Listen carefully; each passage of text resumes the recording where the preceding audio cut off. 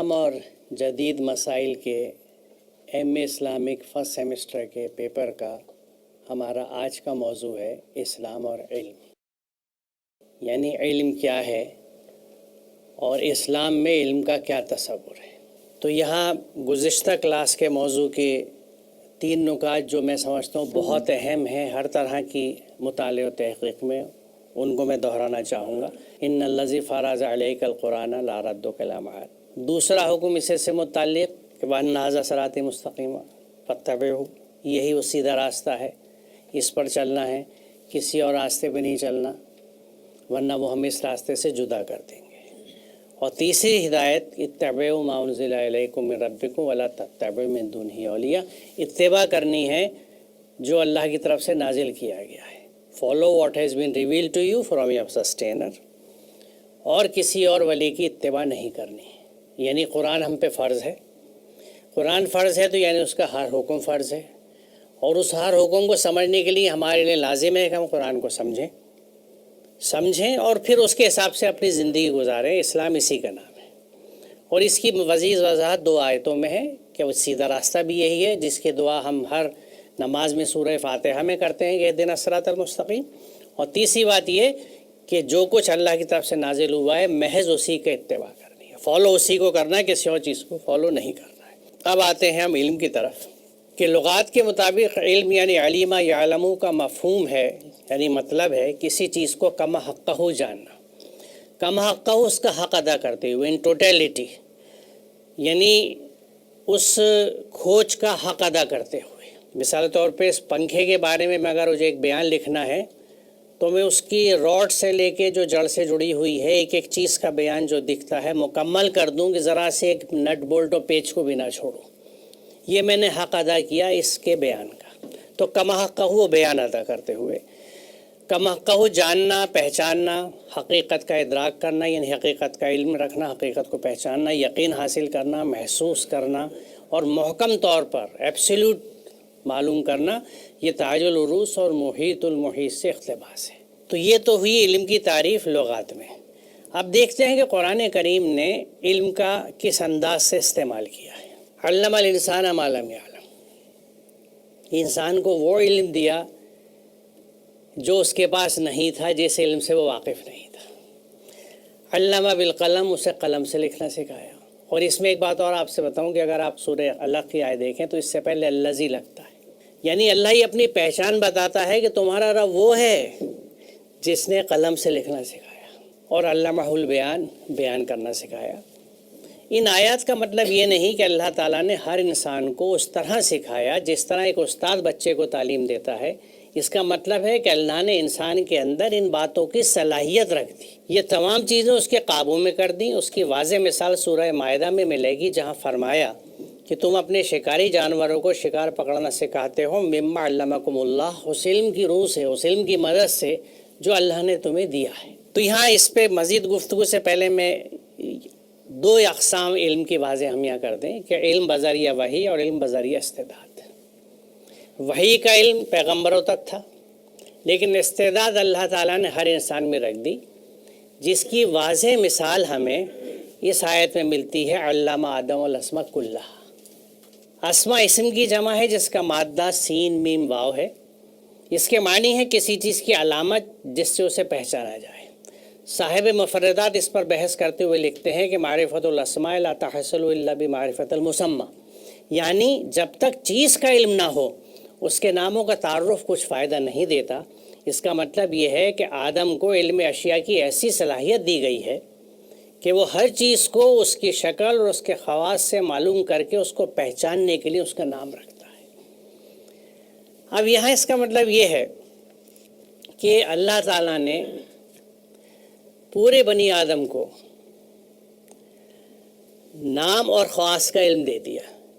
اسم اور مسمہ کا رشتہ جو یہ ہے وہ اس طرح ہے، آپ یہ سمجھیے کہ آپ جس چیز کو جانتے ہیں اس کا جیسے نام سامنے آتا ہے یا آپ پڑھتے ہیں آپ کے ذہن میں اس کا تصور اٹھاتا ہے۔ مثال طور پہ یہاں میں آپ سے کہوں ایمبولینس، تو آپ کے ذہن میں فوراً ایک تصویر آ گئی، اور ایمبولینس کے کیا فائدے ہیں، کیا اس کا استعمال ہے، یعنی اس کی پوری کیریکٹرسٹکس، پورے خواص اس کے نظر میں آ گئے آپ کے. میں کہوں ریفریجریٹر، ایک تصویر آئی. میں کہوں ایئر کنڈیشنر، ایک تصویر آئی جس کے بارے میں آپ جانتے ہیں، اس کی اچھائیاں برائیاں آپ پہچانتے ہیں اچھی طرح. اب میں ایک ایسا نام لوں آپ کے سامنے جس میں مان لیجیے آپ واقف نہیں ہیں. جیسے سپوز کیجیے میں کوارک کا نام لیتا ہوں. اب بلینک ہے ذہن. جس نے ایٹامک اسٹرکچر پڑھا ہے ڈیٹیل میں، ڈیپتھ میں، وہ کوارک کو جانتا ہے کہ کوارک ایک ایٹمی پارٹیکل ہے، ایک ذرہ ہے جس کو ہم کلر سے آئیڈینٹیفائی کرتے ہیں، red quarks, yellow quarks etcetera. تو یعنی نام کا معاملہ یہ ہے کہ نام فی نفس ہی اپنے آپ کچھ نہیں ہے اگر اس کے ساتھ خواص نہ جڑے. تو جب نام سکھائے تو بیسیکلی اللہ تعالیٰ نے کمپلیٹ نالج کی کیپیسٹی اس انسان کے اندر اور ہر انسان کے اندر رکھ دی. اب آج کے زمانے میں ہم یہ کہہ سکتے ہیں، جو بات سمجھ میں آتی ہے، کہ یہ علم ہماری جینز میں یا کروموزومز میں موجود ہے. انسان کی نسل در نسل، اور اس کا ثبوت یہ ملتا ہے کہ کوئی بھی بچہ جہاں پیدا ہو، مان لیجیے ہندوستان میں پیدا ہوا، وہ گھر والوں کی زبان ہندی ہے تو ہندی بولنے لگتا ہے. لیکن اسی ارلی اسٹیج میں اگر آپ اس کو جرمنی لے جائیے اور جرمن فیملی میں رکھ دیجیے، وہ جرمن زبان بولنے لگے گا. فرانس لے جائیے، وہ فرینچ بولنے لگے گا. یہ تو زبان سے تعلق کی بات ہے. اس کے بعد اس کو آپ جو کام سکھانے لگیے وہ سیکھنے لگتا ہے. کہیں ایسا کوئی معاملہ نہیں دکھتا کہ ایک چیز سکھانے کی کوشش کی جا رہی ہے وہ نہ سیکھ پائے، الا یہ کہ اس کی خود خواہش نہ ہو. اگر وہ خود اپنی فیکلٹیز کو بند کر لے کہ نہیں مجھے یہ نہیں کرنا، مثال طور پر آپ کسی سے کہتے ہیں کہ بھائی تم لکھو اور وہ ہاتھ ہی نہ چلائے، باندھ کے بیٹھ جائے، تو اس کا تو معاملہ الگ ہے. لیکن اگر وہ ہاتھ اٹھاتا ہے اور قلم پکڑتا ہے تو آپ اس سے کچھ بھی لکھوا سکتے ہیں، کچھ بھی لکھانا سکھا سکتے ہیں. اسے اردو کی خطاطی سکھا سکتے ہیں، اسے انگریزی کی خطاطی سکھا سکتے ہیں. اکثر آپ نے سنا ہوگا جیسے آج کل کچھ ایجوکیشنل گروپس جو ہیں وہ اس انداز سے ایکٹیو ہو رہے ہیں کہ وہ کوئی حفاظ کو اکٹھا کر رہا ہے اور ان کو مختلف چیزیں سکھائی جا رہی ہیں. کسی کو نیٹ کی تیاری کرا کے میڈیسن میں بھیجا جا رہا ہے، کسی کو انجینئرنگ کی. اس کا کیا مطلب ہے کہ ایک طالب علم جو مدرسے سے فارغ ہوا، عالمیت کر لی اس نے، بلکہ حفظ بھی کر لیا ہے، اتنی عمر گزارنے کے بعد بھی آپ نے اس کو نیٹ کی ٹریننگ دے کے MBBS کے کورس میں ایڈمیشن کرا دیا، وہ کر سکا. یعنی تھی اس میں صلاحیت. تو ہر ایک انسان میں ہر ایک چیز کی صلاحیت موجود ہے، ہر چیز کا علم اللہ نے دیا ہے. اب اس کی کیفیت بالکل ایسے سمجھیے کہ جیسے زمین کے اندر ہر طرح کے منرلز اور میٹلز اور معدنیات ہیں، ان کو نکالنے کے لیے کان کرنے کی ضرورت ہوتی ہے، آپ کو نکالنا پڑتا ہے. تو ایسی ہر انسان کے اندر جو یہ صلاحیتیں موجود ہیں، ان کو نکالنے کا کام آپ سوچ سکتے ہیں کتنا اہم کام ہوگا وہ. کیونکہ اگر وہ نہیں نکلتی تو اس انسان کی پوری صلاحیتیں ہی وجود میں نہیں آتی ہیں، اور ایک شخص جو ایک نافع شخص بن سکتا ہے، فائدہ مند سماج کے لیے، وہ نہیں بن پاتا. یہ بنیادی کام آتا ہے والدین کا اور اساتذہ، تربیت. اور وہ تربیت اگر ہم ٹھیک نہیں دے سکتے تو ہم حق ادا نہیں کر رہے، اور 24 گھنٹے اللہ کی اس آیت کی تکذیب کر رہے ہیں جس میں انصاف کا حکم ہے. اس لیے میں یہ بات اکثر کہتا ہوں کہ اگر وقت نہیں ہے مت شادی کیجیے، وقت نہیں ہے اولاد پیدا مت کیجیے. بچے پیدا کرنے کے بعد وہ گلی محلے میں کھیل کے پلیں، پڑوسیوں میں پلیں، کریش میں پلیں، تو آپ حق ادا نہیں کر رہے. ان ذمہ داریوں کو آج تو میں نے نیوز پیپر میں دیکھا کہ سپریم کورٹ کا یہ فیصلہ آیا ہے کہ بچے کو حق ہے دونوں ماں باپ کی محبت کا. اب بتائیے سپریم کورٹ یہ ججمنٹ دیتا ہے، کوئی کیس گیا ہوگا؟ اگر ہم لوگ حق ادا کریں گے تو اس طرح کے معاملات سماج میں بہت عام ہیں. ایک عام تصور یہ ہے کہ بھائی بچوں کی تربیت گھر کے معاملات ہیں، عورت کے ذمے، مرد کی ذمہ داری نہیں ہے. مرد تو صبح جھولا اٹھا کے نکلا تو شام کو آیا، اسے بچے سے کوئی دلچسپی نہیں. بھائی دلچسپی نہیں تو بچے پیدا کیوں کیے تھے؟ اپنا حق ادا کیجیے، اپنی ذمہ داری نبھائیے. بچے کو باپ کی بھی اتنی ضرورت ہے جتنی ماں کی ضرورت ہے. ماں باپ دونوں مل کے گرومنگ کرتے ہیں، دونوں مل کے تربیت کرتے ہیں، دونوں کو وقت دینا ہے، کوالٹی ٹائم دینا ہے، بچوں کو بھی اور گھر کے سب اہل خانہ کو. کیونکہ یہ بھی اس انصاف اور حق کا تقاضا ہے جو خاندانی ذمہ داریوں کے تحت اور رشتوں کی وجہ سے میرے اوپر ہے. تو تربیت بچے کو اگر ٹھیک ملتی ہے، اب آپ اس کی مثال اس طرح سمجھ لیجئے کہ ایک بچہ جو کسی ایسے جھوپڑ پٹی میں پیدا ہوا ہے، جس کے ہاں وسائل نہیں ہے، کھانے کے لالے ہیں، اس کو کون قلم دے گا، کون اسکول بھیجے گا، تو اس بچے کی صلاحیت ٹیپ نہیں ہوئی۔ برابر میں ایک بلڈنگ میں ایک بچہ پیدا ہوا ہے کسی صاحب حیثیت کے گھر، وہ اسکول بھی جاتا ہے، سیکھ بھی رہا ہے، تو فرق یہاں پہ فرد کے بیچ میں نہیں ہے، بلکہ کس چیز کے بیچ میں ہے؟ جو فیسلٹیز، جو سہولیات، جو اپارچونیٹیز، جو مواقع۔ تو اچھا سماج وہ ہوتا ہے جو مواقع سب کے لیے مہیا کرنے کی کوشش کرتا ہے، وہی مسلم سماج ہوتا ہے۔ اور ایتاء ذی القربیٰ کا میسج یہی ہے۔ ایتاء ذی القربیٰ کے دائرے میں تمام چیز آتی ہے۔ میرے گھر میں جو میڈ اور نوکرانی کام کرنے آتی ہے، اگر مجھے یہ نہیں پتا اس کے بچے کتنے ہیں اور کیا کر رہے ہیں، تو میں حق ادا نہیں کر رہا۔ اگر وہ آپ کے سے قیمتی اسکول میں بچہ نہیں جا سکتا، تو کم از کم سرکاری اسکول میں تو ہم داخل کرا کے اس کے لیے نظم بنا دیں کہ یہ بچہ بھی علم حاصل کر لے تاکہ کچھ کر سکے۔ اگر میں نہیں کر رہا تو میں اللہ کے جواب دہ ہوں اور میں حق ادا نہیں کر رہا اس سماج کا جس کا میں حصہ ہوں۔ ہمارے عام تصور یہ ہے کہ جو میرے پاس مال ہے، پیسہ ہے، سمپتی ہے، جائیداد ہے، وہ صرف میری ہے اور اس کا حق صرف میرے خاندان پہ آتا ہے۔ اور اس میں بھی جھگڑے کتنے ہوتے ہیں آپ دیکھتے ہوں گے ہر جگہ، کیونکہ یہ سب سے بڑا فتنہ اور فساد ہوتا ہے جب مال جمع ہو جاتا ہے، کیونکہ مال جمع کرنے کی ممانعت قرآن میں ہے۔ خرچ کرو فوراً مستحقوں پہ، اپنے گھر پہ، پھر مستحقین کے اوپر۔ جہاں روک کے جمع کیا جائے گا یہ گندگی ہے، فساد پھیلاتا ہے۔ تو یہ تربیت کا پہلو جو ہے یہ بڑا اہم پہلو ہے، اور اس کی مثال میں اکثر اس طرح دیتا ہوں کہ یہ کیفیت بالکل ایسی ہے جیسے کمہار چاک پہ مٹی گوندھ کے ڈالتا ہے۔ ہر بچہ جو پیدا ہوتا ہے وہ اس زمانے کے چاک پہ، اس کی گردشوں میں ایک گیلی مٹی کی طرح آتا ہے۔ The wet clay at the potter's wheel. اب اگر کمہار توجہ کے ساتھ اس سے ایک اچھا برتن بناتا ہے تو ایک خوبصورت برتن بنتا ہے۔ اگر اس نے گھڑا بنایا تو وہ بہت گول اور اچھا گھڑا ہوگا۔ اگر تھوڑی سی توجہ میں کمی ہوئی اور گھڑا ٹیڑھا ہوا تو مارکیٹ میں جب آپ گھڑا خریدنے جائیں گے آپ کبھی ٹیڑھا گھڑا نہیں خریدیں گے، آپ کہیں گے بھائی ٹھیک دو، ایک دم گول سا، اس کا منہ بھی ٹھیک ہونا چاہیے، یعنی آپ کو ڈیفیکٹ پسند نہیں ہے۔ تو اگر کمہار کے ہاتھوں نے توجہ نہیں دی، گرومنگ کی، تربیت پہ توجہ نہیں ہوئی ہے، تو ہمارے پاس ٹیڑھے میڑھے برتن وجود میں آئیں گے جن کی اکثریت ہمیں چاروں طرف نظر آتی ہے۔ اور اگر کہیں کمہار نے ہاتھ ہی نہیں اٹھائے تو وہ مٹی وہیں پہ سوکھ کے ڈھیلا بن جائے گی، اور ڈھیلے کا مقدر کیا ہوتا ہے آپ سب جانتے ہیں۔ تو اس میں قصور اس مٹی کا نہیں تھا، بلکہ اس مٹی کی جو حالت ہوئی اس کی وجہ وہ ہاتھ تھے جنہوں نے اپنا کام نہیں کیا، جنہیں اپنے ذمہ داری کا احساس نہیں تھا۔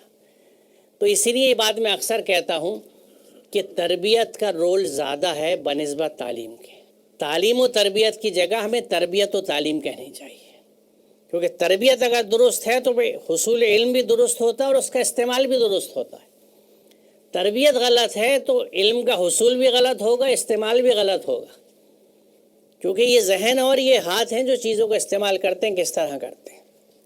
تو یہ استعداد والی بات جو ہے یہ بہت اہم ہے اور ہمیں ذہن میں رکھنی چاہیے۔ یعنی اللہ نے تمام اشیاء کا علم حاصل کرنے کی صلاحیت انسان میں رکھ دی، اب یہ اس کی صلاحیت ماحول اور تربیت اور اس کی اپنی کوشش پر ہے کہ وہ اس کا کتنا حصہ حاصل کر پاتا ہے۔ معرفت کے مدارج وہ کیوں کرتا ہے، اس کی نہایت غور طلب شکل یوں سامنے آتی ہے کہ سورہ بقرہ کی مذکورہ آیت میں اللہ تعالیٰ فرماتا ہے کہ اس نے آدم کو تمام اشیاء کائنات کا علم عطا کیا، اور نحل میں ارشاد باری تعالیٰ ہے کہ اللہ نے تم کو تمہاری ماؤں کے پیٹوں سے نکالا اس حالت میں کہ تم کچھ نہ جانتے تھے، لا تعلمون شیئا۔ اس نے تمہیں کان دیے، آنکھیں دی اور سوچنے والے دل دیے، اس لیے کہ تم شکر گزار بنو۔ گویا انسان جب دنیا میں آیا تو اسے کسی شے کا علم نہیں تھا، البتہ اللہ تعالیٰ نے اس کو کان، آنکھ اور سوچ سمجھ عطا کر دی تھی تاکہ ان اوزاروں کی مدد سے اللہ کی کائنات کا علم حاصل کرے۔ اگر وہ اس طرح اللہ کی کائنات کا علم حاصل کرے گا تو اللہ کی نعمتوں کا جو اس کو عطا کی گئی ہے عملاً شکر ادا ہوگا، کیونکہ اس طرح ان کا استعمال اللہ کی مرضی کے مطابق ہو۔ کیونکہ جو نعمتیں دی گئی ہیں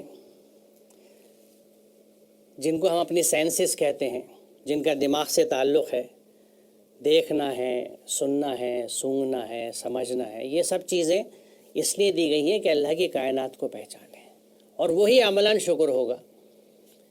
اس کی مثال اس طرح آپ سمجھیے کہ مان لیجیے ایک بچہ ہے، امتحان میں بڑا اچھا نمبر وہ لے کے آیا اور اس کے والد نے ایک پین اس کو دیا کہ بیٹا یہ آپ کے لیے تحفہ ہے آپ کے اچھے اسکور کی وجہ سے۔ اب وہ بچہ اگر اس پین کا لکھنے پڑھنے کے لیے استعمال کرتا ہے تو یہ عملاً شکر ادا کر رہا ہے اس کا، کیونکہ جب اسے پین ملا تھا تو اس نے ابا کا شکر ادا کر دیا تھا کہ تھینک یو ابا، شکریہ ابا جان، جو بھی اس نے زبان استعمال کری ہو۔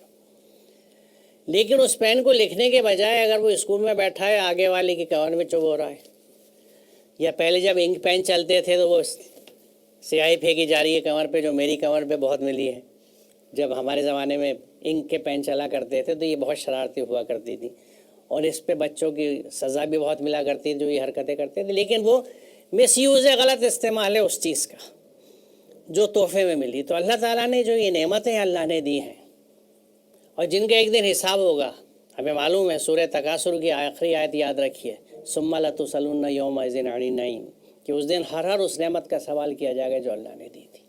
تو یہ جو علم کی صلاحیت اور اس کے لیے جو یہ اوزار اللہ تعالیٰ نے دی ہے، یعنی آنکھوں کا استعمال یہ ہے کہ اس سے مشاہدات کیے جائیں، حصول علم میں مدد لی جائے، ہر سینس کا، ہر حس کا اور دماغ کا، فکر کا، تدبر کا استعمال اسی انداز سے ہونا چاہیے۔ اور اس کی وضاحت تھوڑی سی اور آگے آئے گی، پھر میں اسے اس سے لنک کروں گا۔ اب ایک دوسرا اینگل ہم دیکھتے ہیں کہ المورد ہے جو ایک مستند ڈکشنری انگریزی اور عربی کی مانی جاتی ہے، یہ عربک انگریزی، انگریزی عربک دونوں میں ہے۔ تو یہاں پہ علم کی تعریف اگر دیکھیں انگلش میں تو پہلا لفظ سائنس ملے گا، یعنی جس چیز کو عربی میں علم کہا جاتا ہے اس کو انگلش میں سائنس کہا جاتا ہے۔ آپ کسی بھی عرب کنٹری کی یونیورسٹی میں جائیے تو وہاں فیکلٹی آف سائنس پہ کلیات العلوم لکھا ہوا ہوگا، وہاں سائنٹسٹ کو علماء کہا جاتا ہے۔ تو اب ایک دم آپ کے ذہن میں یہ دھماکہ ہوا ہوگا کہ سائنس تو علم ہے اور طلب العلم فریض علی کل مسلم حدیث ہے، اور علم کے حصول کے قرآن کا پورا زور ہے، اور ہم نے سائنس کو دنیاوی تعلیم کے نام پہ الگ رکھے ہوئے 800 سال سے زیادہ، لگ بھگ 1000 سال ہو گئے۔ تو لغات سے شروع کرتے ہوئے اب تھوڑا سا آگے چلتے ہیں اس پہ۔ یہ سائنس کی تعریف ہے ویبسٹر کی ڈکشنری میں، knowledge as of facts, phenomena, laws and proximate causes gained and verified by exact observation, organized experiment and correct thinking, also the sum of universal knowledge۔ اس کو جوڑیے آپ، جو علم کی تعریف آپ نے پڑھی تھی، ناواقف سے واقف ہونا، غور و فکر کرنا، محکم طور پر معلوم کرنا، کم حق و واقف ہونا، یعنی جو تعریف علم کی عربی کی لغات میں ہے وہ سائنس کی تعریف انگریزی کی ڈکشنری میں ہے، کیونکہ دونوں لفظ ایک ہیں۔ اور یہاں اس بات کی وضاحت بہت ضروری ہے کہ عموماً سائنس کو لوگ ایک سبجیکٹ کے طور پہ جانتے ہیں۔ سائنس ایک سبجیکٹ نہیں ہے، ایک میتھڈولوجی ہے، ایک طریقت ہے، وے آف ایکسپلوریشن، کھوج کا ایک طریقہ، جس میں اہمیت کس چیز کے اوپر ہے؟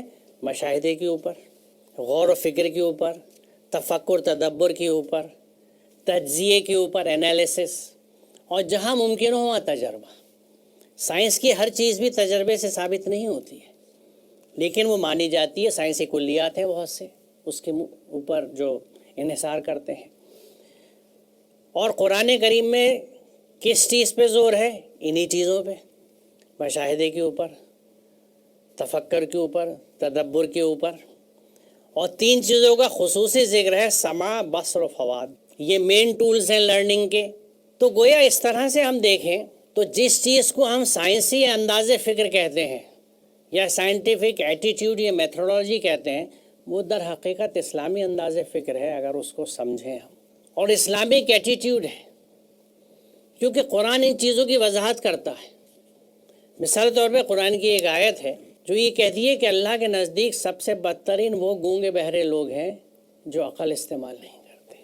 اور دلچسپ بات یہ ہے کہ یہاں پہ ناس کا لفظ نہیں آیا جو عموماً عربی میں انسانوں کے لیے استعمال کیا جاتا ہے، دواب کا آیا ہے، کریچرز، یعنی ایسے لوگوں کو جو عقل استعمال نہیں کرتے۔ اللہ تعالیٰ انسان نہیں کہہ رہا کیونکہ واقعی وہ انسان نہیں ہے، کیونکہ جانور اور انسان میں فرق صرف انٹلیکٹ کا ہے، ذہانت کا، ورنہ جانور جو چاروں طرف نظر آتے ہیں ان کے بھی فزیولوجی بالکل ہماری جیسی ہے، ان کے جسم میں بھی وہی دل ہے، خون دوڑتا ہے، غذا کھاتے ہیں، فضلہ خارج کرتے ہیں، بچے پیدا کرتے ہیں، جوان ہوتے ہیں، بوڑھے ہوتے ہیں، مر جاتے ہیں، ہڈیاں بھی ہیں، کھال بھی ہے، گوشت بھی ہے، डाइजेस्टिव सिस्टम भी है, रिप्रोडक्टिव सिस्टम भी है, एक्सक्रीटिव सिस्टम्स भी है, लंग्स भी हैं, किडनीज भी है, सब कुछ वही है। फ़र्क किस चीज़ का? अकल का। तो जो चीज़ इंसान को मुतमय्यज़ करती है, डिस्टिंक्ट करती है दूसरे एनिमल्स से ऊपर, उसका इस्तेमाल जहाँ बंद हो जाए तो इससे बड़ी कुफरान नेमत कोई नहीं हो सकती। और फिर तदब्बुर, तफक्कुर, ताक़िलून, कितनी जगह कुरान में आपको जिक्र मिलने लगा इन चीज़ों का कि तुम गौर फिक्र कोई नहीं करते। बल्कि अल्लाह तो ये कहता है कि जो लोग कुरान पे तदब्बुर नहीं करते उनके दिलों पे ताले पड़े हुए हैं। अफला यतदब्बुरून कुरान अम अला कुलूबिहिम अक़फ़ालुहा, कुरान की आयत है कि ये लोग कुरान पे तदब्बुर क्यों नहीं करते। यानी कुरान को सिर्फ पढ़ने और समझने की बात नहीं है, हर एक से कहा जा रहा है तदब्बुर कीजिए, और नहीं कर रहे तो क्या दिलों पे ताले पड़े हुए। अब इसको इस तरह समझिए कि जब दिलों पे ताले पड़े हुए हैं तो तदब्बुर नहीं हो रहा।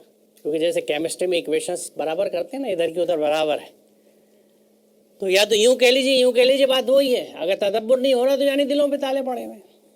तो अभी साइंस की तरफ चलते हैं आगे। तो अब बात इस्लाम और इल्म की ही नहीं है बल्कि इस्लाम और साइंस की भी है। बिलाशुबा रात और दिन के यके बाद दीगरे आने में और अल्लाह ताला ने जो कुछ आसमान और ज़मीन में पैदा किया उन सब में आयात है उन लोगों के लिए जो अल्लाह का तक़वा इख्तियार करते हैं। अब यहाँ अहम चीज़ ये है जिसकी वजह से मैंने आयत चुनी कि ये और ऐसी बहुत सी आयतें हैं जो हमें ये बताती हैं कि कायनात में जितनी अल्लाह ताला की तख्लीक़ात हैं, क्रिएशंस हैं और फेनोमेना हैं, यानी सिर्फ क्रिएशन की बात नहीं है बल्कि प्रोसेसेस की बात है कि रात और दिन का आना एक प्रोसेस है, एक अमल है। तो जितने अवामिल और जितने मज़ाहिर कायनात के, उन सबको अल्लाह अपनी आयत कह रहा है। यानी जो कुरान में है वो भी आयत हैं, जो कायनात में है वो भी आयत हैं। ये कौली आयत हैं, वो कौनी आयत है, वो कायनाती आयत हैं, ये आपकी किताब की आयत है। ये अल्लाह का कौल है, वो अल्लाह का फ़ेल है, दोनों में तज़ाद नहीं मिलता। यह है ब्यूटी, यह है एजाज़ कुरान का और उसकी रबूबियत का, जो बहुत बड़ा अगर अक्ल समझने वालों की हो और जहन खुला हुआ हो, दीदे बीना हो, तो ये चीज़ें ऐसी खुलती हैं और वो एहसास होता है रब की रबूबियत का कि जो किसी और चीज़ से नहीं हो सकता। क्योंकि यहाँ पे आपको इसमें मुसम्मा की दूसरी झलक दिख रही है, कौल और फेल का दूसरा अंदाज दिख रहा है। The word and the work, the word of God and the work of the God, दोनों चीज़ें कितनी खूबसूरती से हैं। अभी आगे की आयतों में मैं कुछ चीज़ें आपकी तरफ लेके आऊँगा, उन्हें देखिएगा। तो ये इसका मतलब ये है कि आयत सिर्फ वो नहीं है जो कुरान में लिखी हुई है। आयत तो ये पहाड़ भी है, ये भी एक आयत है, ये भी एक आयत है, ये भी एक आयत है, मैं भी एक आयत हूँ, हम सब अल्लाह की आयत है।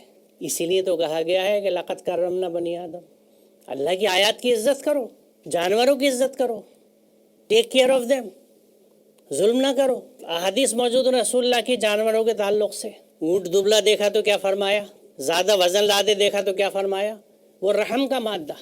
अब थोड़ा सा आयत पे गौर कर लें। आयत ज़ाहिरी अलामत या निशानी को कहते हैं, चुनांचे रास्ते के निशानात को आयत कहते हैं, जिनको माइल स्टोन आप कहते हैं, संगे मील। दर हकीकत आयत हर उस चीज़, ज़ाहिरी चीज़ को कहते हैं जो किसी छुपी हुई चीज़ की निशानदही करे। और जब कोई शख्स उस ज़ाहिरी चीज़ को पहचान ले तो वो जान ले कि उसने उस पोशीदा चीज़ को जान लिया या पहचान लिया या उसको समझ लिया। खुदा की ज़ात इंसानी समझ के दायरे में नहीं आ सकती, लिहाजा उसके मुताल्लिक़ उन ज़ाहिरी अलामात ही से अंदाज़ लगाया जा सकता है जो कायनात में बिखरी पड़ी हैं। इसीलिए ये कायनात और इसकी तमाम अशिया आयातुल्लाह है, यानी आयत है, निशानी। जब घर में किचन में खाना बनना होता है तो पहली आयत नमूदार होती है जिसको आप सूंघते हैं, खाना बन रहा है, आपकी पसंदीदा डिश की खुशबू नाक में पहुंची, आयत है ये उस खाने की जो तैयार हो रहा है आपको दस्तरखान पे मिलेगा।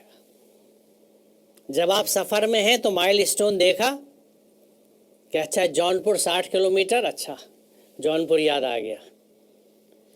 तो जिस तरह आप इन निशानियों को देख के मंजिल को पहचानते हैं, अल्लाह ताला ने ये नज़म बनाया है इंसान को समझाने के लिए कि इंसान अल्लाह ताला को नहीं समझ सकता क्योंकि हमारा इल्म महदूद है। ख़ुद कुरान कहता है हमें थोड़ा सा इल्म दिया गया है, हमारी सलाहियतें महदूद हैं, हमारा विज़न मिसाल तौर पे जो इलेक्ट्रोमैग्नेटिक रेडिएशन सूरज से ज़मीन पे आती हैं, इतना बड़ा स्पेक्ट्रम है, उसमें से छोटा सा बैंड जिसको विजिबल स्पेक्ट्रम कहते हैं, जिसको आप देख सकते हैं। हमें एक्सरेज नज़र नहीं आती जब एक्सरे कराने जाते हैं अस्पताल में, एक खटके की आवाज़ आती है, बटन खट, अब तो वो बटन भी नहीं है, रिमोट है, میرے زمانے میں ہوا کرتا تھا، وہ ایکس رے ہو گیا صاحب چلو اٹھاؤ، کہاں سے آئی کدھر نکل گئی پتہ نہیں۔ سماعت ہماری محدود ہے، بہت زیادہ چیزیں نہیں سن سکتے ہم، چمگادڑ کی آواز نہیں سن سکتے۔ تو ان محدود صلاحیتوں اور علم کے ساتھ لامحدود کا احاطہ نہیں کیا جا سکتا، یہ طے بات ہے۔ تو میں اللہ کو کیسے سمجھوں؟ اس اللہ کو جس کی سنت اطمینان قلب ہے۔ آپ ذرا جوڑیے چیزوں کو، جو کل بھی بات ہو رہی تھی۔ جو رب اطمینان قلب کی اہمیت دیتا ہے، سمجھتا ہے، ریکوگنائز کرتا ہے، وہ کس طرح بندے کو اطمینان قلب نہیں دے گا اپنے وجود کے تعلق سے؟ کیونکہ آج کا بچہ سوال کرتا ہے کہ میں کیوں مانوں اللہ سب سے بڑا ہے؟ ابا آپ نے کہا اللہ اکبر پڑھ لیا، میں نے 33 دفعہ تسبیح بھی پڑھ لی، لیکن میرا دل تو نہیں مانتا اللہ سب سے بڑا ہے۔ مجھے اسے سمجھانا ہے۔ اس کو سمجھانے کے لیے اللہ کی عظمت کے نمونے اسے دکھانے اور سمجھانے پڑے، وہ میں کائنات کی آیات میں دکھا سکتا۔ اگر وہ بایولوجی پڑھ رہا ہے تو میں اسے مائکروسکوپ میں سیل کو دکھاؤں گا کہ دیکھو اس سیل کو دیکھو، اس کے اسٹرکچرز اور کمپوننٹس کو دیکھو، ان کے بیچ میں کوآرڈینیشن دیکھو۔ آپ ایک کیمسٹری لیب میں جاتے ہیں تو شیلف پہ ہر کیمیکل الگ الگ بوتل میں رکھا جاتا ہے، کیونکہ اگر ان کو ایک جگہ ڈال دیا تو آپس میں ریئیکشن کر کے گڑبڑ ہو جائیں گے، دھاندو ہو جائے گی ساری۔ سیل کے اندر تو کوئی باٹلس نہیں ہے، بہت زیادہ پارٹیشنز بھی نہیں ہیں، اور لاکھوں قسم کے کیمیکلز ہمارے ہر سیل کے اندر گھوم رہے ہیں۔ ان کو کنٹرول کون کر رہا ہے؟ یہ کنٹرول کہاں سے آ رہا ہے؟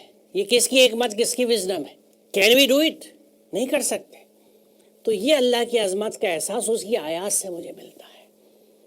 یعنی علم کی مدد سے آپ آیات کو سمجھیں گے تو رب کو سمجھیں گے۔ یعنی آج کے زمانے میں سائنس یا علم معرفت الہی کا ایک ذریعہ ہے۔ You appreciate the creator by appreciating the creation. تخلیق کو سمجھ کے خالق کو سمجھنا، اور یہ عمل میں نہیں کہہ رہا، یہ پروسیس قرآن بتا رہا ہے۔ ورنہ کیوں آپ سے کہا جاتا ہے کہ تم یہ کیوں نہیں دیکھتے؟ افلا انظروا الی الابل کیف خلقت واذا السماء کیف رفعت۔ ایسی کتنی آیات ہیں قرآن کے اندر، آپ اس سے زیادہ جانتے ہیں۔ یہ کیوں کہی جا رہی ہیں؟ اللہ میاں کیوں کہہ رہا تم یہ کیوں نہیں دیکھتے، تم وہ کیوں نہیں دیکھتے؟ تو بہرحال یہ جو آیت کا تصور ہے یہ بڑا اہم تصور ہے۔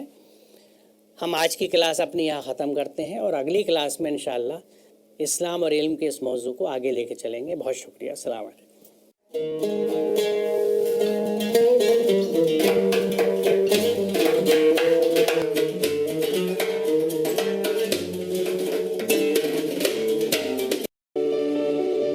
خوش آمدید۔ پچھلی کلاس میں ہم لوگ آیت کے تعلق سے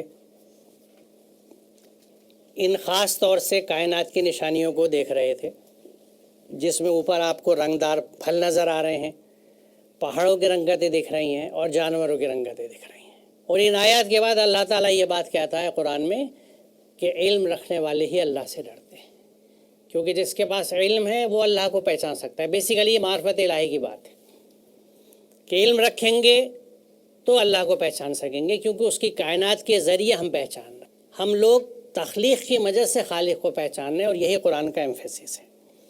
اب دیکھیے یہاں پہ یہ سورہ حامیم سجدہ کی آیت نمبر 53، ان قریب ہم ان کو اپنی آیات دکھائیں گے آفاق میں بھی اور ان کے انفس میں بھی، یہاں تک کہ ان پہ یہ بات کھل جائے کہ قرآن واقعی برحق ہے۔ اور یہاں جو سنورہم یہ بہت اہم لفظ ہے، ہم ان قریب دکھائیں گے۔ اسے اس رخ سے سوچئے، یعنی اللہ تعالیٰ کی کائناتی آیات کے کھلنے کا سلسلہ چلتا رہے گا، کیونکہ ان قریب دکھائیں گے جب تک کہ لوگ ہر دور میں لوگ ان آیات کو دیکھ کے حقانیت قرآن کی اور اللہ کی سمجھیں گے اور اللہ کے بندگی سے جڑیں گے۔ عین قیامت کے وقت یہ آیت اسی طرح پڑھی جا رہی ہوگی، ہم ان قریب دکھائیں گے، یعنی اللہ تعالیٰ کی آیات کا، کائنات کی آیات کے کھلنے کا، ڈسکوری، اس کا سلسلہ ختم نہیں ہوگا، یہ دنیا ختم ہو جائے گی۔ کیوں؟ کیونکہ اگر سارے درخت قلم بن جائیں اور سارے سمندر سیاہی بن جائے تو میری رب کی باتیں ختم نہیں ہوگی۔ اتنی گہرائی اور گہرائی ہے اس کائنات کی آیات کے اندر، اور ان کو کھولنے کا مقصد بھی بیان کیا جا رہا ہے کہ حقانیت کو پہچان لو، تم حق کو پہچان لو۔ تو جہاں کائنات کی آیات کی اتنی اہمیت دے دی گئی ہو، وہاں ان کو علم سے احاطہ کرنے کو ہم اگر متروک سمجھ لیں، الگ کر دیں، تو آپ یہ سمجھیے کتنی بڑی جسارت اور غلطی ہو رہی ہے ہم سے۔ اللہ تعالیٰ کے اس قدرتی عمل کو ہم روکنے کی کوشش کر رہے ہیں، اور اس کی وضاحت ایک بہت خوبصورتی سے آئی ہے اس آیت کے اندر۔ کہ قیامت کا منظر ہے کہ جس دن ہر امت میں سے فوج کی فوج جمع کریں گے ان لوگوں کی جو ہماری آیتوں کو جھٹلاتے تھے، اور پچھلی کلاس میں تکذیب کا ہم نے کذب ان کے کیا مفہوم میں سمجھا ہے، پھر ان کی جماعت بندی کی جائے گی یہاں تک کہ جب وہ آ جائیں گے تو اللہ تعالیٰ پوچھے گا کہ تم نے میری آیت کو جھٹلایا تھا، افکذبتم بآیاتی ولم تحیطوا بہا علما، ان کا علمی احاطہ کیے بغیر ماذا کنتم تعملون، اگر تم یہ نہیں کر رہے تو کر کیا رہے تھے؟ آپ اندازہ لگائیے، دنیا میں ہمیں تسخیر کائنات اور آیات کے علمی احاطے کے لیے بھیجا گیا ہے۔ کذبتم بآیاتی ولم تحیطوا بہا علما ماذا کنتم تعملون، یہ ماذا کنتم تعملون بڑا اہم بات ہے، تم کر کیا رہے تھے، what was it you did, تم نے کیا کیا؟ ان پر وعدہ عذاب پورا ہو گیا، اس لیے کہ انہوں نے ظلم کیا تھا، بس وہ بول نہ سکیں گے۔ ظلم کیا تھا؟ اللہ تعالیٰ نے جو صلاحیتیں دی تھیں، اب جوڑیے اس کو شروع کی سلائیڈ سے کہ آنکھ ناک کان یہ جو صلاحیت دی گئی ہیں جن کا عملی شکر ہوگا جب اس سے کائنات کو ہم سمجھیں گے، اس آیت کو اس سلائیڈ سے جوڑیے۔ تو جب اللہ کی دی ہوئی نعمتوں کا ہم صحیح استعمال نہیں کرتے تو نہ صرف یہ کہ وہ شکر نہیں ہوتا بلکہ وہ ظلم کہلاتا ہے۔ عربی میں قوم لوط کو ظالم اسی لیے کہا گیا ہے کہ وہ اللہ کی دی ہوئی نعمتوں کا غلط استعمال کرتے تھے۔ تو جو چیز اللہ نے دی ہے اس کا غلط استعمال ظلم بھی ہے، ناشکری بھی ہے، لہٰذا کفر بھی ہے۔ اسی لیے اتنی خوبصورت آیت ہے چھوٹی سی، واشکروا لی ولا تکفروا، بہت ہی گہرائی اور گہرائی ہے اس آیت کے اندر۔ واشکروا لی، میرا شکر کرو، ولا تکفروا، یعنی جو شکر میں نہیں ہوتا وہ کفر میں ہوتا ہے۔ کیوں؟ کیونکہ ظلم کے راستے سے کفر پہ پہنچا ہے۔ قرآن میں دلیل ہے، جواز ہے۔ کیوں کفر میں گئے؟ ظلم کے ذریعے، کیونکہ تم نے نعمتوں کا صحیح استعمال نہیں کیا، ان کے ساتھ ظلم کیا۔ اسی لیے قرآن کئی جگہ کہتا ہے کہ تم نے میری آیت کے ساتھ ظلم کیا، میرے رسولوں کا مذاق اڑایا۔ آیات کے ساتھ ظلم کیا ہے کہ وہ جس مقصد کے لیے، جس ہدایت کے لیے آئی تھیں، اس کو ہدایت نہیں حاصل کری، ان کی قرأت سیکھی، ان کی تجوید سیکھی، ان کی کتابت سیکھی۔ ان سب چیزوں میں کوئی غلطی یا خرابی یا کمی نہیں ہے، لیکن وہاں تک بات رکنی نہیں چاہیے تاکہ ہم ظلم کی کیفیت میں نہ آئیں۔ میں آیت کو سمجھتا بھی ہوں، عمل بھی کرتا ہوں، اللہ کی بندگی میں بھی ہوں، اور محبت میں اس قرآن کی آیت کو بہت اچھی طرح پڑھتا بھی ہوں۔ وہ قرأت اور ہوتی ہے دل سے جب نکلتی ہے۔ میں بہترین تجوید سے ادائیگی بھی کرتا ہوں، میں بہترین لکھتا بھی ہوں کیونکہ میرا عشق ہے اس قرآن سے، میں لکھتا بھی بہت اچھا ہوں۔ میں نے عشق کو ایک درجے اور پہنچا دیا کہ عمل بھی کرتا ہوں لیکن خوبصورت لکھنا بھی چاہتا ہوں۔ یہ کام شاید ان وراقوں نے کیا ہے جو ہاتھ سے قرآن لکھا کرتے تھے۔ تاریخ میں جو ذکر ملتا ہے، جس زمانے میں چھاپے خانے نہیں تھے اور قرآن ہاتھ سے لکھے جاتے تھے، جس میں بہت سے بادشاہ بھی گزرے ہیں، ایسے لوگ بھی گزرے ہیں۔ بہرحال میں سمجھتا ہوں کہ شاید یہ آخری مہر ہے علم، سائنس اور قرآن کے تعلق سے، کیونکہ یہاں واضح طور سے کہا جا رہا ہے کہ علمی احاطہ کرنا آیات کا ضروری ہے۔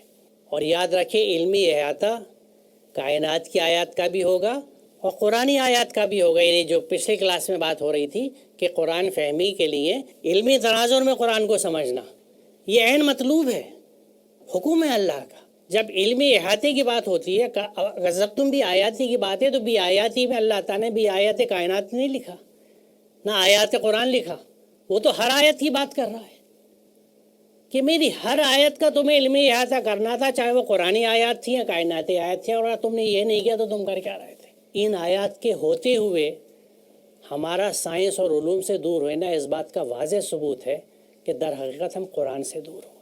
ایک کلپ میں نے دیکھا اسرار صاحب کا، ڈاکٹر اسرار احمد کا، اور اس میں انہوں نے اس بات کا ذکر کیا کہ شیخ الہند جب مالٹا کی جیل سے رہا ہوئے تو انہوں نے 1920 میں دیوبند میں ایک بڑا اجلاس کیا۔ اس وقت کے تمام جید علماء موجود تھے، اور اس میں شیخ الہند نے یہ کہا کہ بھئی اپنے 3.5-4 سال کی اسیری میں ہم غور و فکر کر کے اس نتیجے پہ پہنچے ہیں کہ مسلمانوں کی تنزل کی، بربادی کی، زوال کی وجہ ان کا ترک قرآن اور آپسی تفرقہ ہے۔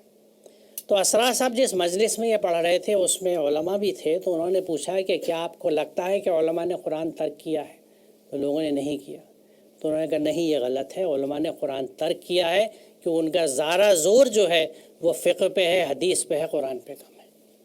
یہ اسرار صاحب نے کہا۔ کہتے ہیں کہ شفیع صاحب نے اس پہ مزید یہ گرہ لگائی کہ در حقیقت شیخ الہند نے جو بات کہی ہے وہ ایک ہی ہے، تفرقہ اور آپس کی جھگڑے بازی بھی ترک قرآن کی وجہ سے۔ میرا کنسرن اور دکھ یہ ہے کہ یہ 1920 کی بات ہے، 100 سال ہو چکے اس بات کو۔ ہم نے قرآن فہمی کے لیے، لوگوں تک قرآن پہنچانے کے لیے 100 سال میں کیا کیا؟ شیخ الہند نے یہ بات کہہ دی علماء کے بیچ میں، جو سب نے تسلیم کری کہ ترک قرآن اصل وجہ ہے ہمارے زوال کی۔ پھر بھی 100 سال میں ہم ان چیزوں پہ سوتے رہے۔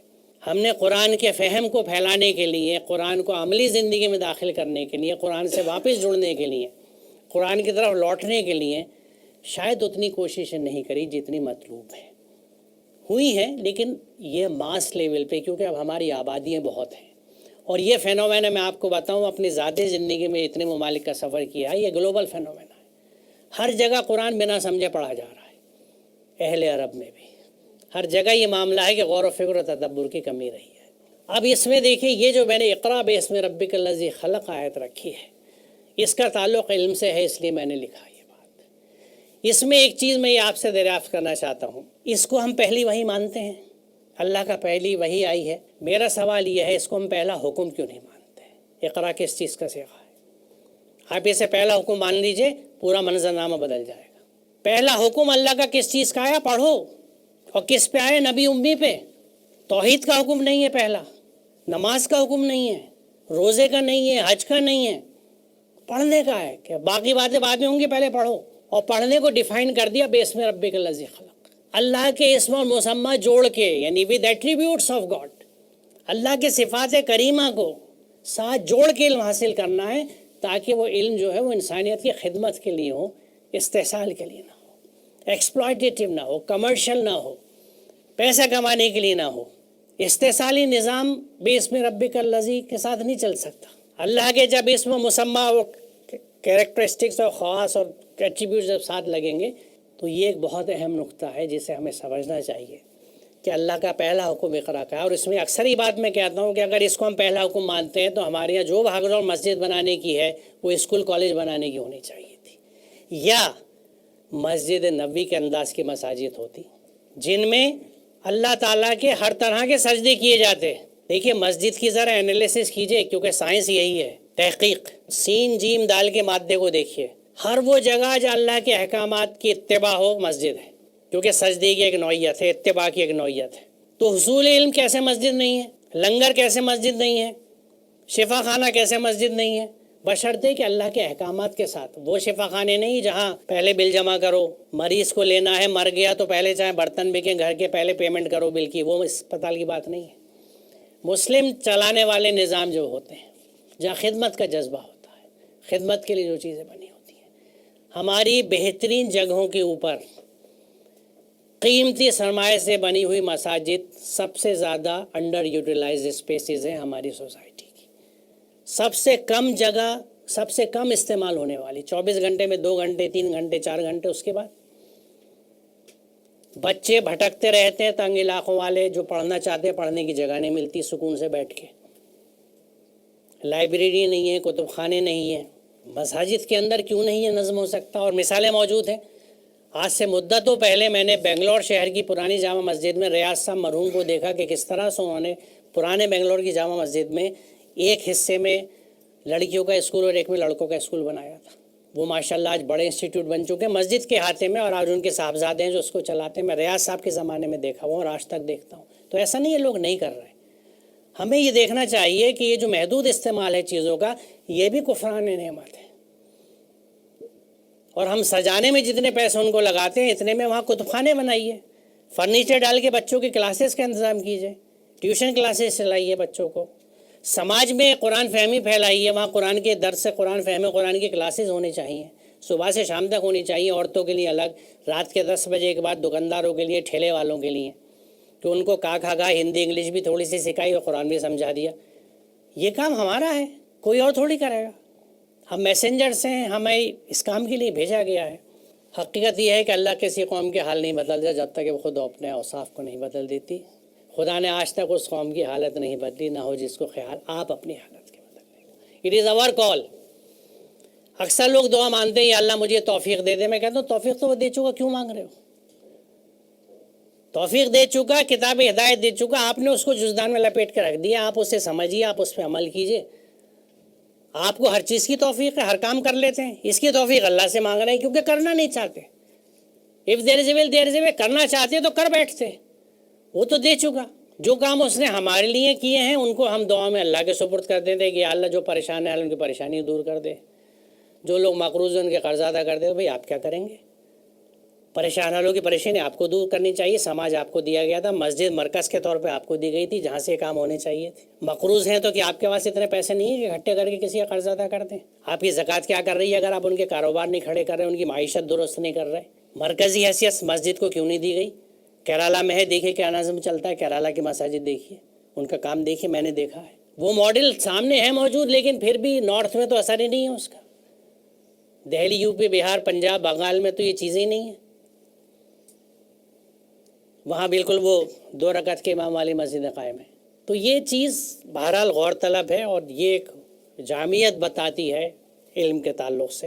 یہ حدیث پاک طلب العلم فریض علی کل مسلم. اب یہاں طلب علم کو آپ سمجھ لیں گے کس علم کی بات ہے اور وہ کیوں فرض کیا گیا ہے. کیونکہ یہ اللہ کو پہچاننے میں، سمجھنے میں مدد کرتا ہے. یہ ہمیں اچھا انسان بناتا ہے، اچھا بندہ بناتا ہے، بندگی کے درجے بلند کرتا ہے. یہ سید سلمان الحسن ندوی صاحب کی تحریک ہے. سائنس علم کو کہتے ہیں. علم حقائق اشیاء کی معرفت و آگہی کا نام ہے. علم اور اسلام کا چولی دامن کا ساتھ ہے. علم کے بغیر اسلام نہیں اور اسلام کے بغیر علم نہیں. یہ ایک حقیقت ہے. یہ ایک رسالہ سائنس کا جو اردو میں نکالتا ہوں، اس میں جب یہ ملینیم شروع ہوا تھا تو اس وقت یہ اعلان نئی صدی کا عہد نامہ میں نے چھاپا تھا، جس کو میں اکثر چھاپتا رہتا ہوں کہ آئیے ہم یہ عہد کریں کہ اس صدی کو اپنے لیے تکمیل علم کی صدی بنائیں گے. یہ جو ملینیم ہے اس میں ایک ہولسٹک ایجوکیشن ڈیولپ ہو ہمارے یہاں. علم کی اس غیر حقیقی اور باطل تقسیم کو ختم کر دیں گے جس نے درسگاہوں کو مدرسوں اور اسکولوں میں بانٹ کر آدھے ادھورے مسلمان پیدا کیے ہیں. آئیے عہد کریں کہ نئی صدی مکمل اسلام اور مکمل علم کی صدی ہوگی. یعنی ادھر 3.5% سے 100% کی طرف سفر، 3.5 آیات سے پوری قرآن آیات کو سمجھنا اور پہ عمل کرنا. اور جب اس کو سمجھیں گے تو علم کا تصور، دیکھیے قرآن سے دوری نے ہمارے علم کا تصور بدل دیا، ہماری عبادت کا تصور بدل دیا، ہمارے بہت سے تصورات بدلے. خود دین کا تصور بدل گیا، معاملات کے تصور بدل گئے، عورتوں کے تئیں تصورات ہمارے بدل چکے ہیں. جو زمانے والی کیفیت نہیں ہے تو اس کو واپس لانے کے لیے قرآن کی طرف واپس جانا اور قرآن سے جڑنا ضروری ہے. یہ ایک اپیل اور ہے. جتنے آپ دیکھیں گے اس زمانے کے جتنے جید علماء ہیں وہ سگنیٹری تھے اس کے اوپر، جس میں کیونکہ زیادہ متن ہے اس لیے چھوٹا ہو گیا ہے. پہلا جملہ ہے کہ علم حاصل کرنا ہر مسلمان مرد و عورت پر فرض ہے اور اس فریضے کی ادائیگی میں کوتاہی آخرت میں جواب دہی کا باعث ہوگی، اس لیے ہر مسلمان کو لازم ہے کہ اس پر عمل کرے. حصول علم کا بنیادی مقصد انسان کی سیرت و کردار کی تشکیل، اللہ کی عبادت اور مخلوق کی خدمت ہے. معیشت کا حصول ایک ضمنی بات ہے.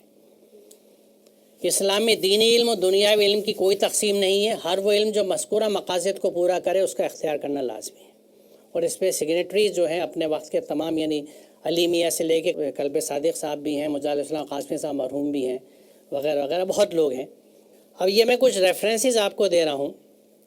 میری جو اکیڈمیا کی سائٹ ہے اس پہ قرآن سائنس اور سائنسی مزاج اردو کا ایک مضمون ہے، PDF موجود ہے، یا آپ اس لنک سے نکال سکتے ہیں. یہ قرآن مسلمانوں سائنس جو کتاب میں نے آپ کو دی ہے اس کا PDF موجود ہے میری اکیڈمیا سائٹ پہ، اس لنک پہ. اس کو آپ فری ڈاؤن لوڈ کر سکتے ہیں، دوستوں میں بانٹ سکتے ہیں، پھیلا سکتے ہیں. Muslims and pursuit of science, یہ بھی اردو میں ہی ہے، عنوان ہی ہے انگلش میں آپ کو دکھ رہا ہے، یہ بھی اکیڈمیا میں موجود ہے. سائنس رسالہ جو نکلتا ہے اس کا انڈیکس اشاریہ ایک شائع ہو چکا ہے، جو PDF پورا موجود ہے اس ویب سائٹ پہ. اس میں آپ کو جو موضوعات دیکھنے، اس میں میراث کا ایک موضوع ہر مہینے آتا ہے، سیکشن ہے میراث، جس میں جو تاریخی تو پچھلے دور میں مسلمانوں کے کنٹریبیوشن گزرے ہیں سائنس کے، وہ پوری تفصیل سے آپ کو مل جائیں گے. اور اسلام اور سائنس کے تعلق سے، قرآن اور سائنس کے تعلق سے بہت تحریریں اس میں آتی ہیں. یہ اشاریہ غالباً لائبریری میں بھی ہے ہمارے، اور یہاں میری اس پہ، اور یہ اکیڈمی کا میرا QR کوڈ ہے. اس QR کوڈ کو اگر آپ اسکین کر لیں اپنے موبائل سے تو امیجیٹلی آپ ویب سائٹ پہ پہنچ جائیں گے. QR کوڈ کا فائدہ یہ ہے، کیونکہ اگر آپ کو ویب سائٹ یاد نہیں ہے تو اپنے کسی بھی اسمارٹ فون سے اس QR کوڈ کو اسکین کریے. اس کے اسکین ہوتے ہی ویب سائٹ اس کے خود بخود کھل جائے گی اور اس سے آپ اس ویب سائٹ سے پھر ڈاؤن لوڈ کر سکتے ہیں. یہ اکیڈمیا کی سائٹ ہے اور یہ سائنس میگزین کا QR کوڈ ہے. اس کو آپ اسکین کریے تو سائنس میگزین، کیونکہ سائنس میگزین کی ویب سائٹ ہے urduscience.org. اس میں آرکائیوز بھی ہیں، پرانے شمارے بھی ہیں، اس کو آپ دیکھ سکتے ہیں، پڑھ سکتے ہیں. بہت شکریہ آپ کا. میرا موضوع ختم. اب اس سے متعلق اگر آپ کے سوالات ہیں تو آپ لوگ فرمائیں. مدرسے میں زیادہ تر جو قرآن پڑھائے جاتے ہیں بس وہ ایسے ہی قرآن ترجمہ پڑھا دیتے ہیں، لیکن میں جہاں تک سمجھتا ہوں کہ قرآن سمجھنے کے لیے ایک قرآنک اپسٹمولوجی ہے جو 15 علوم میں کے لیے درکار ہے، اس کی ضرورت ریکوائر ہے، اور وہ علوم نہیں پڑھائے جاتے ہیں. جیسے سولر سسٹم لے لیجئے یا ارتھ کو ایک لے لیجئے، ان سب کو جاننے کے لیے میتھمیٹکس جانا ضروری ہے، اور یہ چیزیں مدرسے میں نہیں پڑھائی جاتی ہے. قرآنک اپسٹمولوجی پڑھانا قرآن تفہیم کے لیے بہت ہی ضروری ہے، اور یہ چیزیں نہیں ہیں. آئی تھنک کہ آپ اس کے لیے اچھا کام کر سکتے ہیں مدرسوں کے طالب علم کے لیے، اور مدرسے کا اچھا اصلاح مشورہ دے سکتے ہیں. اس میں مجھے ایسا لگتا ہے اپنے اب تک کے تجربے سے، ہو سکتا ہے وہ بات آپ کو بڑی عجیب لگے، عصری علوم کے طالب علم کو جس کا ذہن کھلا ہوا ہو اور سائنس سے واقف ہو، قرآن سمجھانا اور قرآن کے اس راستے پہ لانا نسبتاً آسان ہے بنسبت ایک مدرسے کے طالب علم. اس کی وجوہات دو ہیں. ایک تو یہ کہ وہ بنیادی علوم مدارس میں بہت کم جگہ پڑھائے جاتے ہیں، جہاں پڑھائے جاتے ہیں وہاں کے بچے بہت تیزی سے پک کر لیتے ہیں. اور دوسری یہ کہ زیادہ تر، یہاں پہ بھی کچھ ایکسیپشن ہیں، مستثنیات ہیں، زیادہ تر جگہ میں ایک ایسی سوچ بیٹھ جاتی ہے ذہنوں میں کہ جس مسئلہ کے تحت جن تفاسیر سے ہم نے پڑھا ہے بس وہی حرف آخر ہے، اس سے آگے ہمیں نہیں جانا. تو یہ چیز جو ہے، یہ میں سمجھتا ہوں کہ اس میں کسی ایک کے یا کسی فرد کی کوشش کی ضرورت نہیں ہے، کیونکہ بہت سی چیزیں وقت کے ساتھ بدلتی ہیں. وقت بہت بڑا گیم چینجر ہوتا ہے. آج جو وقت جس طرح سے بدل رہا ہے اور علم جس تیزی سے ترقی کر رہا ہے، اور جتنی تیزی سے ہمیں یہ احساس ہو رہا ہے کہ ہم پیچھے رہ رہے ہیں، یہ اپنے آپ ان چیزوں کو سنبھال لے گا. ہمیں کوشش یہ کرنا چاہیے کہ نظم قائم کر دیں. مثال طور پہ ہر گلی میں قرآن فہمی کے مراکز ہونے چاہیے. اب اس میں جو آئے اس کو آپ سکھائیے، وہ کہیں کا بھی ہو. فیسلٹی اویلیبل کیجیے، انسٹیٹیوشنس کو مت کریٹ کرنے کا فی الحال دیکھیے. آپ فیسلٹیز دیجیے کہ یہاں پہ ہم سکھاتے ہیں، جو سیکھنا چاہے آ سکتا ہے. کہ جہاں بالکل آبجیکٹیولی حقیقت پسندانہ انداز سے قرآن کو اس کے مفہوم مادے کے اعتبار سے اور موجودہ علوم کے پس منظر میں سمجھایا جائے، اس میں کسی بھی طرح کی اپنی مسئلے کی فکر یا سوچ نہیں آنی چاہیے اس انداز سے. کیونکہ مجھے ایسا لگتا ہے کہ شاید یہی ایک طریقہ پریکٹیکلی اس پر پاسبل ہے. آپ نے علم کی دو تقسیم کی، ایک علم بذریعہ وحی اور ایک علم بذریعہ استعداد. مجھے جاننا یہ ہے کہ ان دونوں میں محکم علم کون سا ہے، اور ان دونوں میں سے کس کا جاننا زیادہ ضروری ہے. اور دوسرا سوال یہ ہے کہ 1857 کے بعد مسلمانوں میں جو تھوڑی بہت تعلیمی بیداری آئی، اس کے نتیجے میں دو ادارے قائم ہوئے. 1866 کے اندر دارالعلوم دیوبند کا قیام عمل میں آیا، جس نے علم بذریعہ وحی کو اپنا موضوع بنایا. اور 1875 کے اندر علی گڑھ مسلم یونیورسٹی کا وجود عمل میں آیا، جس نے علم بذریعہ استعداد کو اپنا موضوع بحث بنایا. یہ اتفاق ہے یہاں پہ کہ میں دارالعلوم دیوبند سے پڑھا ہوا ہوں اور آپ نے علی گڑھ مسلم یونیورسٹی سے تعلیم حاصل کی ہے. ان دونوں نے جو مطلب دو علم کی دو الگ دو دھڑیں چلی، اور دونوں کے درمیان ایسی دوری ہو گئی جیسے کہہ سکتے ہیں کہ بودھ بین المشرقین. تو ان دونوں کو کس طریقے سے قریب لایا جا سکتا ہے؟ اگر آپ اس سلائڈ کو دیکھیں یا کہیں تو میں پھر اس پہ واپس جاؤں. میں نے دو انداز کے علوم نہیں بتائے، ماخذ بتائے. کہ ایک علم وہ ہے جو وحی سے آیا، وہ صرف خاصہ پیغمبروں کا تھا. ایک استعداد ہے جو ہر ایک کے اندر موجود ہے. یہ بات نہیں ہوئی کہ کون سا صحیح ہے کون غلط ہے، اس میں کوئی سوال ہی نہیں ہے، کیونکہ جو علم وحی کا ہے اساس علم وہ ہے، اور تمام استعداد اور حصول علم اسی کی روشنی میں چلے گا. کیونکہ اقرا باسم ربک الذی خلق، تو اللہ کا اسم اور مسمہ تو جڑ کے چلے گا. تو لہٰذا میں نہیں سمجھتا کہ اس سلائڈ سے، بلکہ میں اچھا ہوا آپ کے سوال سے تصحیح کر دوں کہ آپ کے یا جو اور ناظرین ہوں ہمارے، ان کے ذہن میں اس سلائڈ سے یہ نہ آئے کہ میں علوم کی دو اقسام بتا رہا ہوں. نہیں، میں حصول علم کے جو ذریعے ہیں ان کی دو چیزیں بتائیں. کہ ایک علم وہ ہے جو وحی سے آیا ہے، وہ صرف پیغمبروں خاصہ ہی نہیں، وہ ایکسکلوسیو کا لو ہے. ایک علم وہ ہے اس کی استعداد اللہ تعالیٰ نے ہر ایک انسان میں رکھ دی، علامہ آدم الاسماء کلھا میں جس کی وضاحت کری گئی. یہ کیپیسٹی جو ہر ایک کے اندر ہے، یعنی इस कैपेसिटी को मैं इस तरह कह सकता हूँ कि हर पैदा होने वाला बच्चा अपने घर, अपने इदारों और अपने समाज के लिए एक चैलेंज के तौर पे आता है कि क्या वो समाज, वो घराना, वो इदारे उसको एक अच्छी शख्सियत में तब्दील कर पाते हैं या नहीं। अल्लाह की एक जेनेटिक कॉम्बिनेशन, हर इंसान एक नया जेनेटिक कॉम्बिनेशन है। जैसे आपकी उंगलियों के निशान मुनफरिद हैं, हम में से हर कोई मुनफरिद है, हम में से हर कोई बिल्कुल अकेला है और उस जैसा कोई दूसरा नहीं है। तो वो जो एक नया कॉम्बिनेशन अल्लाह ने बेचा था, अल्लाह ने, क्या उसके पोटेंशियल को हमने ज़ाहिर करने के लिए कोशिश करी या अल्लाह की इस आयत को हमने ज़ाय कर दिया। जिन बच्चों को हम तरबियत नहीं दे पाते वो अल्लाह की आयत हैं जो ज़ाय हो गई, और हम उसका हिस्सा बने उसके ज़ाय करने में, क्योंकि हमने उनकी ग्रूमिंग नहीं करी है। तो इल्म तो एक ही है, और रही दो या कितने धड़ों की बात, तो सब जुड़ ही जब सकते हैं जब कुरान से जुड़ते हैं। जब आप कुरान के हिसाब से चलते हैं, कुरान की रोशनी में इल्म हासिल करते हैं, तो आपका इल्म जामे होता है, हॉलिस्टिक सिस्टम ऑफ एजुकेशन होता है, वो तकसीम नहीं होता। मैं ये अर्ज़ करूँगा कि तकसीम की वजूहात कुछ भी हो, हमें उस पर अपनी तवानाई मज़ीद ज़ाय नहीं करनी चाहिए, क्योंकि हमारा वो 1000 साल का वक्फ़ा अगर आप मुताला करें जिसमें हम उलूम से दूर रहे, वो गया ही एक दूसरे की बैशिंग पे है। नए नए मसला का गुरूह वजूद में आए और एक दूसरे को पुल डाउन करने की कोशिशें होती रहीं। काजी मुजahid कासमी साहब मरहूम, मुझे पता नहीं पौंडीचेरी या किसी उधर साउथ के इलाके का उन्होंने ज़िक्र किया है, कहीं पे वो सफ़र में गए तो उन्होंने ये कहा कि साहब वहाँ के लोगों ने मुझे कुछ किताबें पेश करी कि हमारे 30-35 साल की तहक़ीक़ और अर्क़रेज़ी का नतीजा है, और उन सब में जो मौज़ूआत थे वो ये थे कि दाढ़ी की लंबाई कितनी होनी चाहिए, पजामा कितना ऊंचा होना चाहिए, कुर्ता कितना लंबा होना चाहिए। तो ये 1000 साल हमारे इस चीज़ों में गुजरे हैं। तो हमें इस पे अब नहीं जाना, हमें आगे देखना है क्या करना है, किस तरह से हम उलूम की तक़सीम को ख़त्म कर सकते हैं। और उसके लिए आइडियल चीज़ ये है, अभी कुछ अर्सा पहले, चंद माह पहले कड़पा इस्लामिक सोसाइटी ने एक सेमिनार किया था इस्लामी फ़िक़्ह एकेडमी के ताउन के साथ।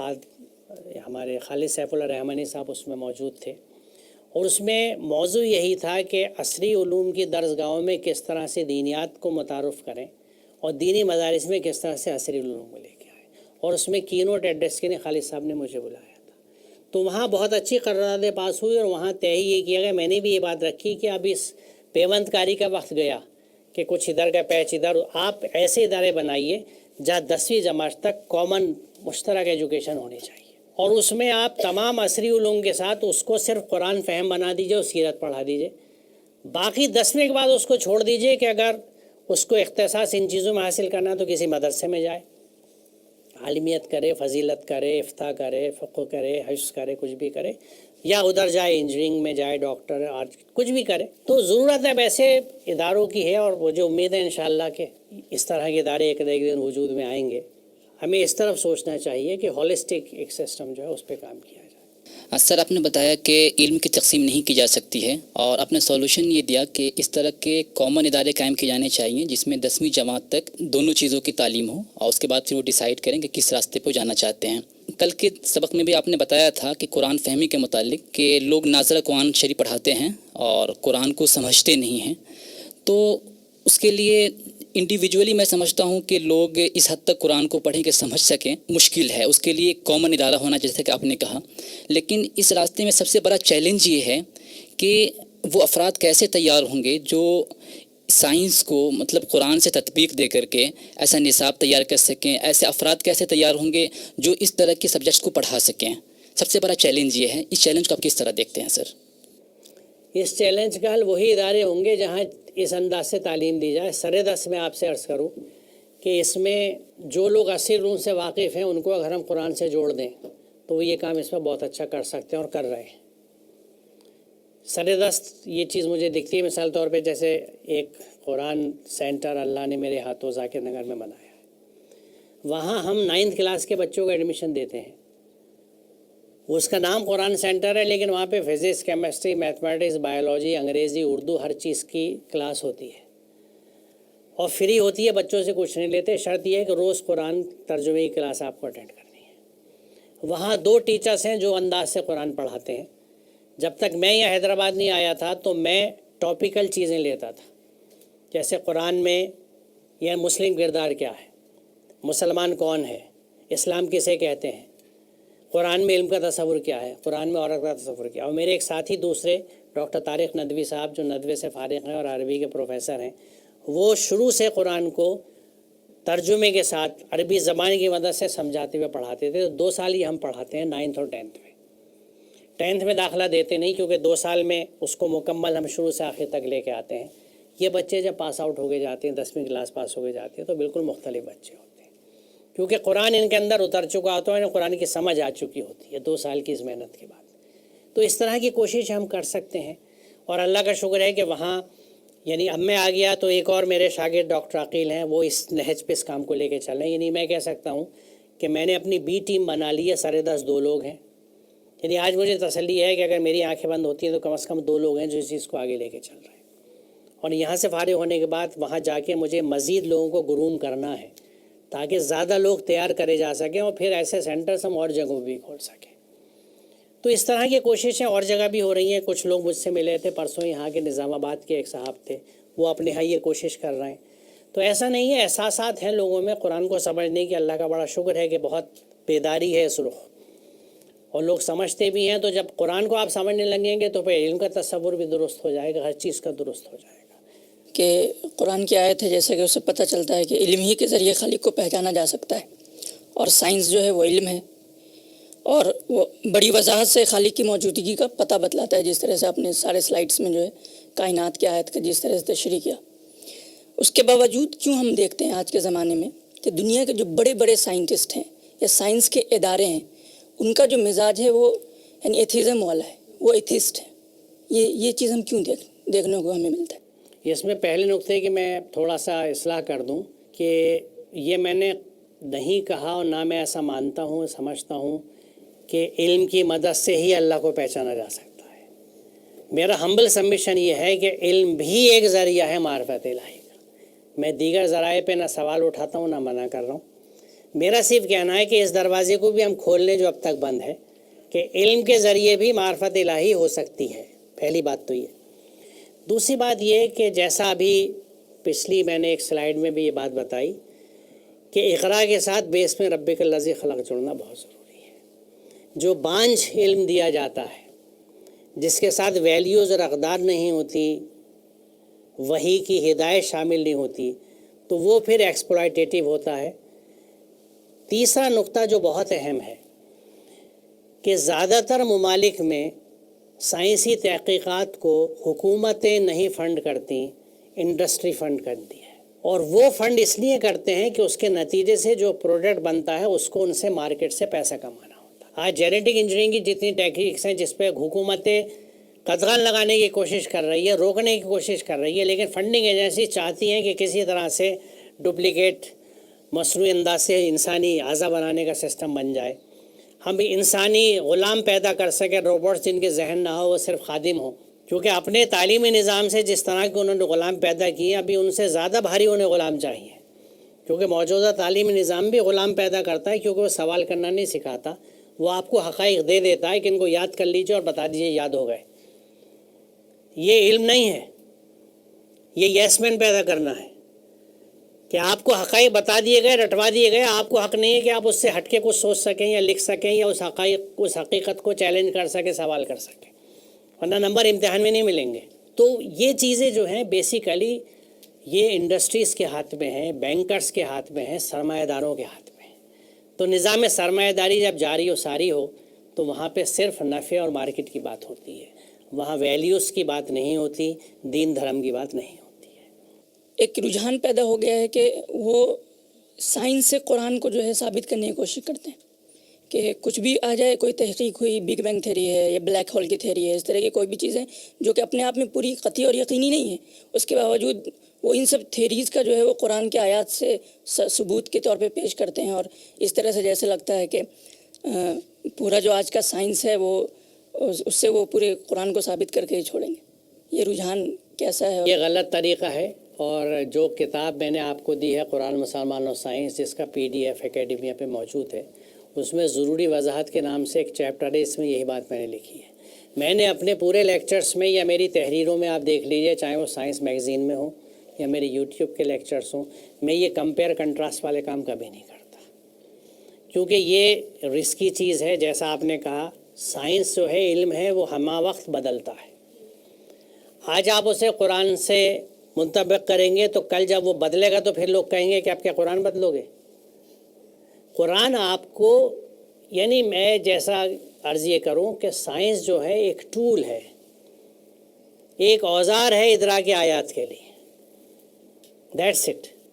اللہ کی آیات کو سمجھنے کے لیے ایک طریقہ ہے، ایک ٹول ہے علم. لہٰذا ان کو ایک دوسرے سے ثابت کرنا میرے حساب سے غیر مناسب پریکٹس ہے، میں نے کبھی نہیں کی. اور اس کی وضاحت اس لیے کی ہوں کہ جیسے ہی آپ اسلام و سائنس کی بات کرتے ہیں، لوگ یہ سمجھتے ہیں کہ اچھا پھر یہ یا تو ہم پرانے گانے گائیں گے کہ قرآن میں یہ موجود ہے، ہمارے سائنسدانوں نے یہ کیا، ہر چیز میں ہمارا حصہ ہے، ہم نے نہ کچھ کیا ہوتا تو کمپیوٹر نہ بنتے. اب بہت گا لیا ہم نے، اب ہمیں آگے کے لیے سوچنا ہے کہ آگے ہم کیا کر رہے ہیں. آج کے سائنس میں، آج کے سماج میں ہمارا کنٹریبیوشن کیا ہونا چاہیے، یہ بہت اہم چیز ہے. وعلم آدم الاسماء کلہا. اسماء کلہا سے مراد قیامت تک کے آنے والا علم ہے یا پھر علوم کے کلیات حضرت آدم کو دیے گئے تھے؟ جب علم کی کلیات دی گئی ہے تو ظاہر ہے جب تک دنیا ہے وہ علم چلے گا اور اس کا حصول چلے گا. جب دنیا ختم تو ہر چیز ختم. تو یہ تمام علوم کی بات ہے، تمام اسماء کی بات ہے، اور اس سے جڑے ہوئے تمام مسمات کی بات ہے. کیونکہ حامیم سجدہ میں جو بات کہی گئی ہے، جس کا میں نے ذکر کیا کہ ہم قریب نشانیاں دکھائیں گے، تو جو نشانیاں دکھائے جانے کا عمل چل رہا ہے، ہمیں پتہ نہیں قیامت کب آئے گی، ہو سکتا ہے اگلے لمحے ہو، لیکن ہمارا کام چل رہا ہے. تو کائنات کی آیات نئی نئی سامنے آئیں گی، ہم ان کا علم احاطہ کریں گے. کون کریں گے؟ جو قوم علم رکھنے والی ہیں. ان میں ہم بھی ہو سکتے ہیں، دوسرے لوگ بھی ہو سکتے ہیں. اس بار دوسرے لوگ ہیں. اگر ہم نے علم سے اپنے آپ کو جوڑ لیا تو کل کو پھر یہ منظر نامہ شفٹ ہو سکتا ہے، یا کم از کم ان کے ساتھ ہم بھی شامل ہو سکتے ہیں. تو یہ یقیناً چونکہ دنیاوی معاملات ہیں، اس لیے دنیا کے ساتھ ہیں. دنیا ختم تو معاملات ختم. تو ٹھیک ہے صاحب، بہت شکریہ آپ کا. تو آج کی کلاس میں ہم نے اسلام اور جدید مسائل کا جو آپ کا پیپر ہے، اس میں اسلام اور علم کے موضوع کو مکمل کر لیا. انشاءاللہ اگلی کلاس میں ہم اسلام اور ماحولیات پہ بات کریں گے کہ آج ماحول ایک بہت بڑا ایشو ایک ہے، ایک مسئلہ ہے ہمارے سامنے. تو اس کے لیے اسلامی تعلیمات، قرآن ہم سے کیا کہتا ہے اور ہمیں کیا کرنا چاہیے، اور کیا ماحول کے متعلق جو کچھ موومنٹ یا اقدامات ہیں، کیا وہ دین کا حصہ ہیں؟ کیا اس کو ہم کرتے ہیں تو دین دنیا دونوں کی فلاح ہے، دنیاوی فائدے بھی ہیں اور دینی اعتبار سے بھی ہمیں اجر ملے گا. اس کی بات ہم انشاءاللہ اگلی کلاس میں کریں گے. شکریہ. السلام علیکم. مزید ایسی ہی ویڈیوز کو دیکھنے کے لیے ہمارے چینل کو سبسکرائب ضرور کریں اور براہ کرم ویڈیو کو لائک اور شیئر بھی کریں اور کمنٹ میں اپنی رائے کا اظہار بھی کریں. پھر ملیں گے ایک نئی ویڈیو کے ساتھ. اللہ ہم سب کا حامی و ناصر ہو.